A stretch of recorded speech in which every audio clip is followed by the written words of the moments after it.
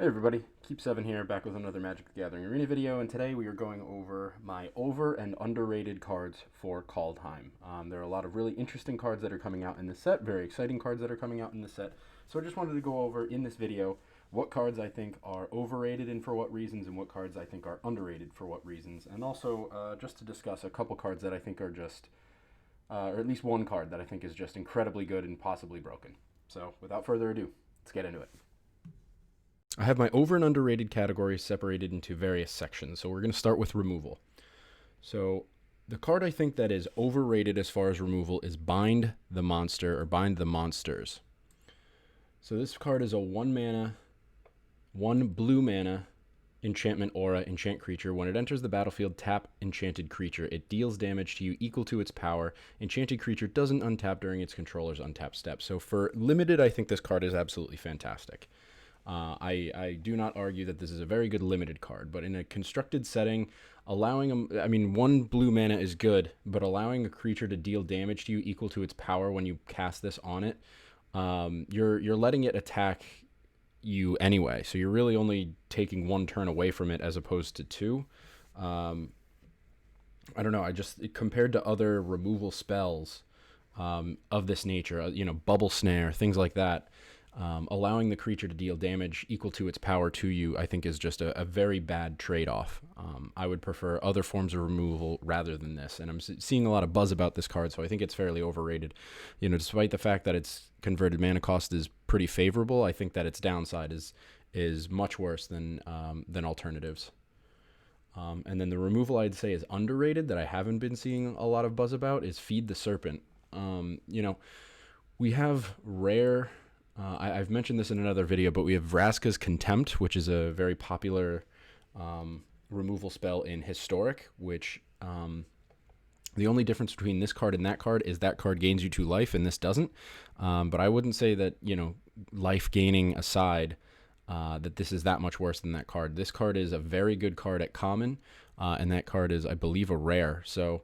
4 mana removal sounds bad, but it's exiling target creature or planeswalker. So it deals with a lot, and it, something that you want to just completely get rid of off the board, it can do that for you. So I think that this is a very good card. I don't see a lot of people talking about, and it's at common. So I don't know. I think people are discounting it because of its rarity, and I think it's a lot better than people think. Moving on to lands, so I'd say that the World Tree is a completely overrated card. I saw a lot of buzz and a lot of people discussing how this card could be applied, and I just don't see it. Its big payoff is a ridiculously complicated casting cost, and it requires you to play a God tribal deck, which I just don't see a God tribal deck being viable. I mean, at least in a competitive environment, I think this is just too complicated. And it's a land that enters tapped, so... even if you're playing some sort of ridiculous ramp deck, it's just such a complicated casting cost. And sure, we do have a lot of, dual-colored lands now that we're going to have the more modal dual-face lands coming in with Kaldheim. We're getting the rest of kind of the dual lands. But I just don't think that this is a legitimately castable land that you can use its activated ability for. And even then, how you're going to pay a lot of mana to get any number of gods, and it's kind of a roll of the dice, and you're paying a lot of mana to roll dice to see if you win the game, and you can only get god creatures and put them on the battlefield. So, and the god creatures we've seen, I haven't been particularly impressed with. So I do not think that the World Tree is particularly a great card. As far as underrated lands, there are 2 that I'm going to bring up. One is Faceless Haven. So Faceless Haven is a snow land. You can tap it to add 1 colorless mana, and then for 3 snow, Faceless Haven becomes a 4/3 creature with vigilance in all creature types until end of turn, and it's still a land. If there's one thing that we learned from Crawling Barrens, it's that man lands are actually a lot better than I think people think they are. A 3 snow mana 4/3 with vigilance, I think, is incredibly good. That's a blocker when you need it. It can also be a finisher. Obviously, man lands become exponentially better when later in the game, if your opponent has no answers to it, nothing to block. insufficient blockers and stuff like that. So I think Faceless Haven, even as a one of in any deck, I think is extremely good. And then the other card I wanted to bring up is Port of Carfell. So at instant speed, it's a blue land that enters tapped. You can tap it for blue mana, and then at instant speed, you can pay 6 mana, 3 a blue and 2 black, tap it, sacrifice it, mill 4 cards, then return a creature card from your graveyard to the battlefield. So at instant speed, if you already had a creature die, or if you want to bring something back from the battlefield, you can just sack this and bring it back, which I think is just pretty great value. I mean, it's 6 mana, which kind of sucks, but at the same flip of the coin, you know, 1 copy of this in a Lurrus Rogues deck will allow you to bring Lurrus back. And, I mean, casting Lurrus to recur stuff from the graveyard costs about 6 mana anyway, or more, because it's 3 to get them in your hand, 3 to cast them, and then, you know, the amount of mana that you would need to spend on the Rogue to get them back. You know, and when your Lurrus inevitably dies because he has a huge target on his head because of how powerful he is in the Rogues deck, you can get him back with, that's just one of the ways you can get him back. If you don't have the Agadeem's Awakening to get Lurrus back, you can get it back with this, or, you know, any other target rogue that might help, you know, help win the game. Moving on to board wipes. So an overrated board wipe I actually think is Doomscar. And I'm not saying that the card itself is overrated. What I'm trying to say here is that this card is, a lot of people are overrating the decks that this is going to get put into. I think people are thinking like Azorius Control could come back into the top tiers of playable decks in Standard, and that's just not true. I don't think that this card particularly provides a specific advantage. A 1 mana less, destroy all creatures with no upside. I mean, that is something that you can put your hat on. It doesn't have the downside, I should say, of Shatter the Sky, where Shatter the Sky allows, you know, any player who has a creature with power 4 or greater to draw a card. This doesn't have that. It's just a destroy all creatures, period. And to do that for 3 mana is powerful. The card is good, but I don't think that a 1 mana less board wipe is what Azorius Control needed to become a top tier deck. You'll see this card. Anybody who's playing Azorius Control will be playing this card, but that doesn't mean that the deck gets that much better. I think the deck still needs more, and there's another card that we're going to be talking about later that people are kind of hyped about, and you know, Foretell is great, and I think the discounted spells is all great, but I just don't think that these spells, you know, these are just they're better versions of worse spells that currently exist in the deck, but they're only X cheaper, and you do still have to pay, you know, 2 mana at some point to get them for their Foretell costs. So I really don't think that, you know, the spells that Azorius Control has gotten, I think it's overrated in that it doesn't bring the decks that people think, you know, that are, I don't think that this is a significant enough upgrade. It's overrated in that it is not a significant enough upgrade to the decks that people think will bring this to tier 1.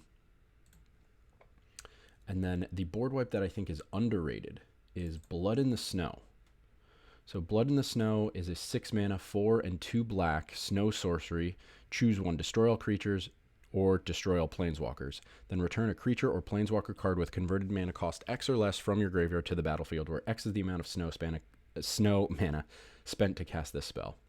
And I just think that this is just a really good board wipe. You can the fact that you can destroy all blank and then return blank from your, you know, you can destroy your own blank and then get blank back. And you will have a board presence of 1. I mean, it's like Time Wipe. It's Time Wipe, but in black. Time Wipe, obviously, actually worse, because Time Wipe returns a creature card to your hand, so you have to recast it.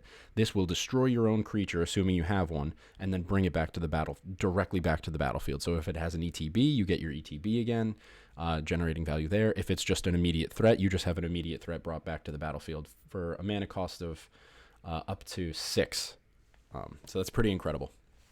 I think that this card is very good, and mono black control. A lot of different decks could enjoy seeing this. You know, this could see play with that Draugr Necromancer card and stuff like that. I think this is a very cool card, and I think I haven't been seeing people talk as much about this as they have about Doomscar, and I think that this is just arguably better.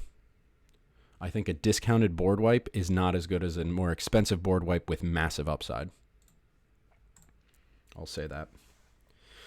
As far as creatures go, I would say Sigrid, the God Favored, is probably one of the most overrated cards I've seen. I've seen a lot of buzz about how good this card is, and although its text is pretty good and its effect is pretty good, its power and toughness leave a lot to be desired. I think its power and toughness is what holds it back. A 3-mana 2/2. It's a lot of mana to spend on a 2/2, and I think the difference between this and Skyclave Apparition is that Skyclave Apparition will only give back a token to your opponent. As for this, as soon as this leaves the battlefield, they just get whatever you took back, which is pretty bad. I mean, this can only really kind of affect an attacking or blocking creature, whereas Skyclave Apparition, I think, can hit a permanent with converted mana cost 4 or less. This obviously doesn't have the constriction of being converted mana cost 4 or less, but it can only hit an attacking or blocking creature. So there's just so much holding this card back, and it has 2 power and 2 toughness, which just gets removed by Bonecrusher Giant, which is obviously the most powerful removal and most powerful creature played in Standard at the moment. So this card I just don't think is worth the hype, unfortunately. And then a creature I would say is underrated is Doom Devourer. I haven't been seeing a lot of people talk about this card, and I just think its effect is incredibly powerful. Foretell, we know, I think already, without even having played it yet, Foretell is a pretty powerful mechanic. Being able to get, any card in your hand, getting it, foretold for 2 mana and then being able to play it later for 2 less mana is incredibly powerful. I mean, that on an Ugin, that's a 6 mana Ugin. And a 6 mana Ugin means a turn 6 Ugin.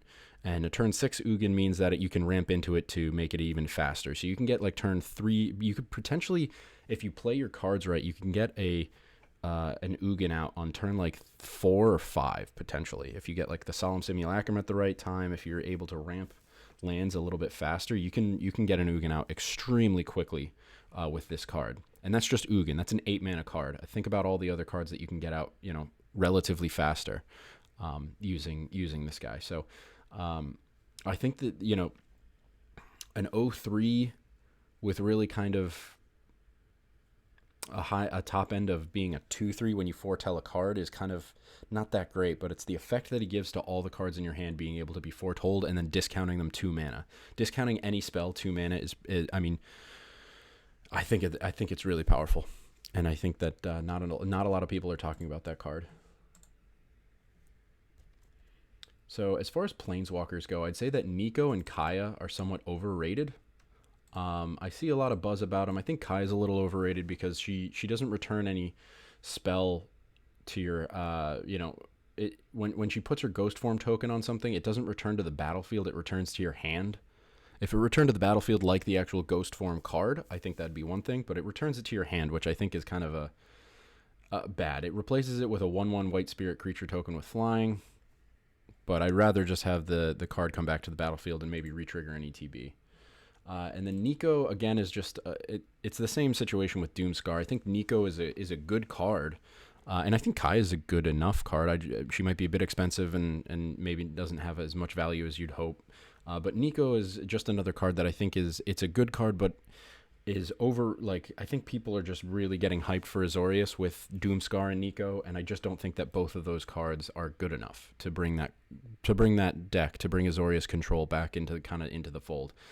I don't think, it makes it tier 1, but it is a very good card, but I just don't think that the places where this sees play, I don't think that it's a significant enough upgrade in the decks where it would be played, where it brings them into tier 1. A card I think is somewhat slept on is Tyvar.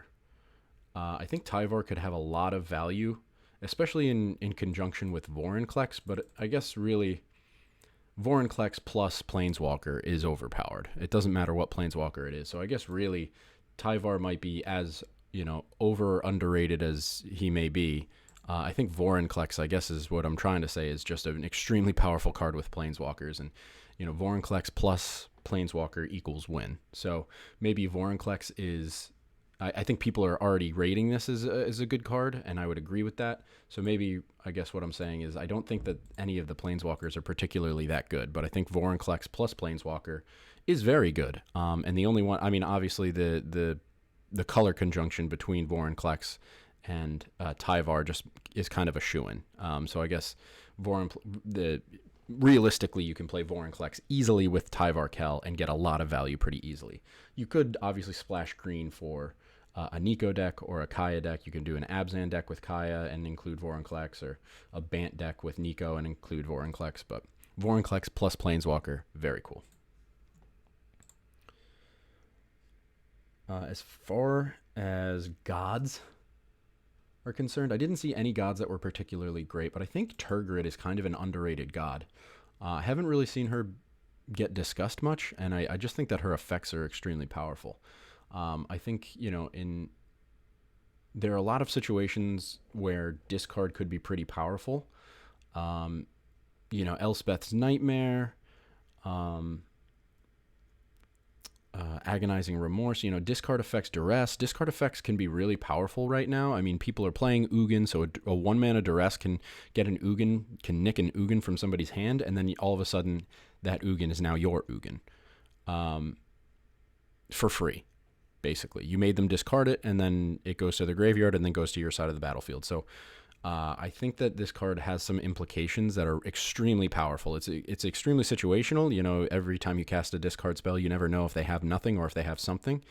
But odds are your opponent didn't keep a hand that had nothing. So if you're able to play her and get a discard spell off, you can nick some pretty good stuff, which I think is interesting. Agonizing Remorse actually I think doesn't work with this because it exiles it from their hand and or graveyard, so you wouldn't get it, but like a 1-mana Duress grabs any Planeswalker. So Planeswalker is not particularly played extremely a lot in Standard right now, but you do see your Vivian Reeds in Gruul.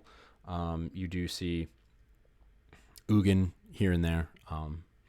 So I don't know, maybe without other powerful, I mean, you can play like I guess Inscription of Ruin to start getting things out of people's hands. An Inscription of Ruin isn't a terrible card. I think it's a card that sees actual play in some historic decks. I've seen it played in some standard decks. So maybe there's some cool black discard, control variant out there that plays her as kind of a finisher. So I don't know. I think she has a lot of strong implications in her text that I think people aren't talking enough about.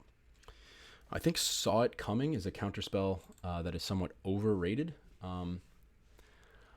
Having to pay 2 mana to get the discount, I think like a 3-mana counter target spell is, I mean, we don't see cancel played at all. People just play Neutralize because the upside of you can cycle it when you want. You can't cycle this. You have to pay 2 mana to make it face down, and then it's only discounted 1 mana. And a 2-mana counter target spell is good. I mean, that's counter spell without the downside of it being double blue. But is it really worth it? Do you really want to pay 2 to exile it? I mean, I guess it's instant speed, so you can pay 2 on your turn and leave 2 up, so that's 4 mana, but you paid 4 mana. Wouldn't you rather just have like an Essence Scatter and a Negate? Because then, if they have a non-creature spell, you counter that. If they have a creature spell, you counter that.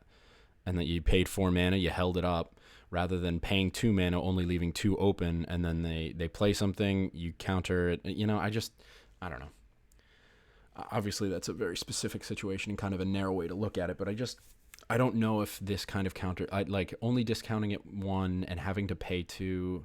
I mean, I guess you do this early and you just hang on to it for like a big play, and then you can just counter it, but I don't know. People are really buzzing about this card, and I think it's good, but I don't think it's as good as people are saying. I could be wrong. I probably am. And then the last card I want to talk about, just like kind of Vorinclex, where I said that I guess at the end of the day, all the Planeswalkers are somewhat are underrated, and they are justly so. I guess none of the Planeswalkers are particularly that good, and Vorinclex just makes any one of them much more playable. So I guess in the same way where Vorinclex is just a card that makes other cards really good, the last card I want to talk about is In Search of Greatness, I don't think Vorinclex is overtly broken, and I think this card is potentially extremely broken. I think this could be kind of like a Fires of Invention and get banned. So In Search of Greatness, 2 green mana enchantment. At the beginning of your upkeep, you may cast a permanent spell from your hand with converted mana cost equal to 1 plus the highest converted mana cost among permanents you control without paying its mana cost. If you don't, scry 1. Any situation where you're casting spells without paying its mana cost is extremely powerful. So that's the first thing that stood out to me. But there are a lot of ways where I think this card could be abused and could get broken. And for 2 green mana, I mean, it's a difficult cast at 2 green mana. But I don't think that 2 green mana is going to be that difficult of an ask. You know, you cast this, later in the game, that's fine, because you're going to start casting spells at the beginning of your upkeep. So you have to have your turn pass and then come back to you without this getting removed. But I don't see a lot of enchantment removal out there right now. People aren't too worried about enchantments. So potentially I think this card could get abused and broken very easily. This is something I would absolutely keep an eye out for. Casting free spells. This is essentially a mana doubler, because you get to cast, a free, if things line up right. It's a little bit. I guess what you have to have is a very good curve, and your hand has to curve out very well, because you can only cast things with mana cost equal to 1 plus the highest converted mana cost amongst permanents you control. So you have to have a 4 mana thing on the battlefield to cast a 5 mana thing for free. You have to have a 5 mana thing on the field to cast a 6 mana thing for free. But casting things for free is obviously, as we've seen, is pretty powerful. And if things line up right, this essentially doubles your mana, because you cast something for free, goes onto the battlefield, and assuming you have a follow-up right after that, you can cast that. So, but even if you can't and you have to pay one, you have to play a land and then cast it, or if you need to wait for the land and then cast it, I mean, I think that this snowballs and can get out of control, and assuming your curve is right, could be extremely powerful in a lot of different kind of decks. So, yeah, this could be bannable if people figure out a way to get this to work, which I think they will. So yeah, that's my over and underrated for Kaldheim. Let me know what you think in the comments. But yeah, I think a lot of these cards people are kind of talking about and maybe aren't as good as people are expecting. And I think some of these cards that people aren't talking about are a lot better than people are expecting. I was mostly talking about in a constructed way. I wasn't really talking. I mean, I mentioned Bind the Monsters, and Limited is obviously extremely good, but I was mostly talking about these cards in a constructed, with constructed in mind. So that's it for the Kaldheim over underrated. Let me know what you thought in the comments. Thanks everybody for watching.